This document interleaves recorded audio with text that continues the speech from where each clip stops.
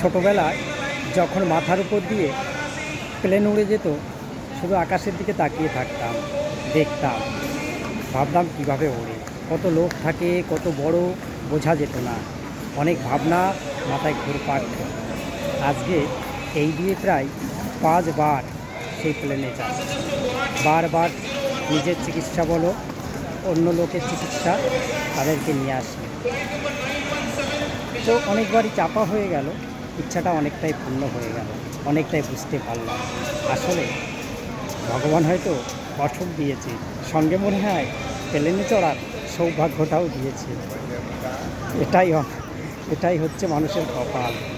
কখনো কখনো শুধু সর্বনাশই হয় না, সর্বনাশের সঙ্গে পৌষ মাসও হয়।